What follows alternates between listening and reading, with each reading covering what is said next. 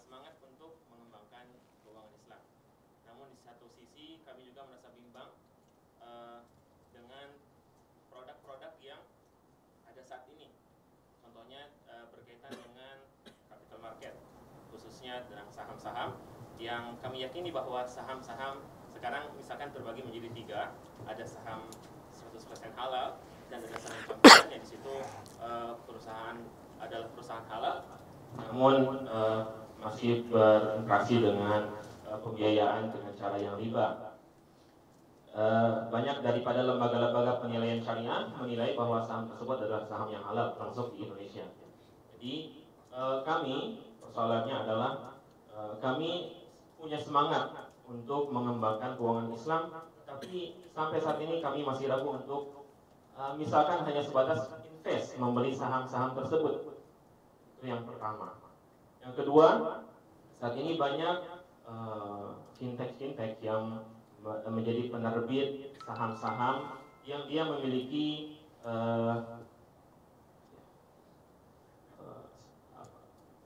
berusaha untuk mengeluarkan saham-saham yang murni syariah, dan perusahaan-perusahaan tersebut sama sekali tidak berinteraksi dengan pembiayaan ribawi.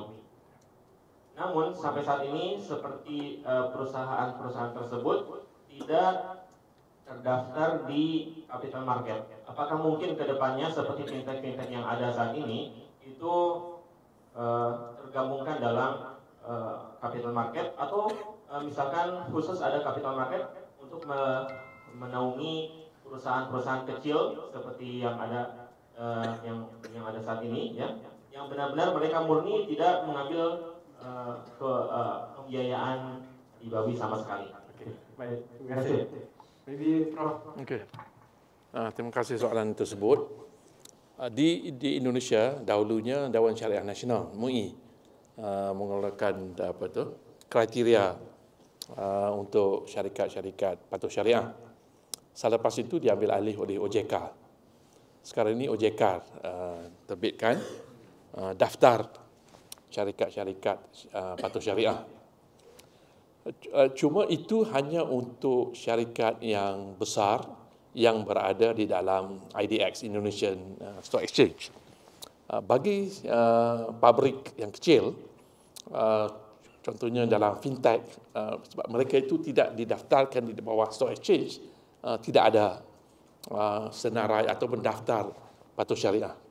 Even di Malaysia sendiri pun, Securities Commission Malaysia membuatkan satu kita katakan kriteria untuk menentukan patuh syariah bagi syarikat-syarikat ataupun pabrik yang kecil.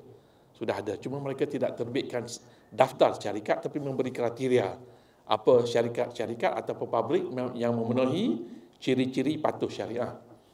Jadi untuk individu seperti saudara, sebab saya baru 2 minggu lepas, 2 pekan lepas, saya memberi webinar di universitas di Indonesia, tajuknya Islamic Investment for Gen Z.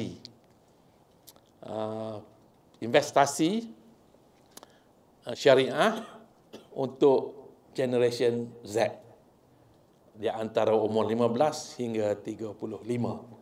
Di Indonesia, untuk makluman saudara semua, di Indonesia jumlah Gen Z, saudara semua, 76 juta jumlah Gen Z di Indonesia. Berapa kali ganda rakyat Malaysia?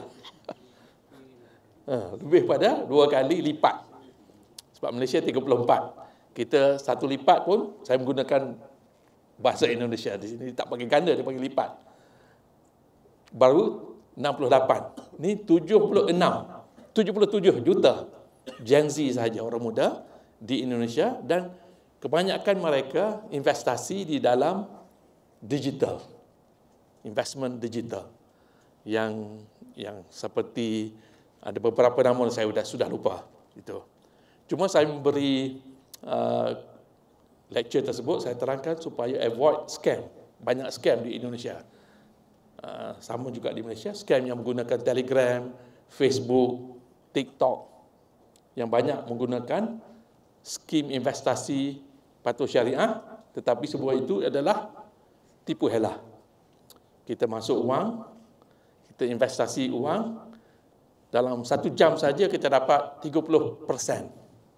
Itu semua scam, penipuan, tipu elah semua. Jadi untuk Indonesia memang perkembangan keuangan Islam, ekonomi Islam di Indonesia, ekonomi syariah Indonesia memang berkembang pesat. Cuma teman-teman saya ada sedikit khawatir sekarang ini sebab Presiden yang baru mungkin tidak memberi dukungan yang kuat. Saya tak nak ceritalah sebab saya pun rapat di banyak teman di Indonesia, sama ada partai Prabowo atau partai Anies Baswedan. Saya banyak teman dua-dua pihak. Jadi mungkin itu jadi isu. Jadi isu di Indonesia. Satu lagi contoh saya beritahu, kalau dahulu di Indonesia dipanggilkan Komiti Nasional Keuangan Syariah. Kalau siapa tahu, KNKS. Apabila saya membuat master plan untuk Indonesia, saya syorkan tukar nama kepada Komiti Nasional Ekonomi dan Keuangan Syariah. Sebab ekonomi lebih besar.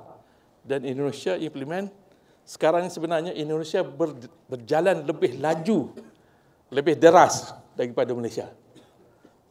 Tetapi bagi saya juga perlu kita ada kolaborasi dengan Indonesia, Malaysia, Brunei, Singapura. Penting.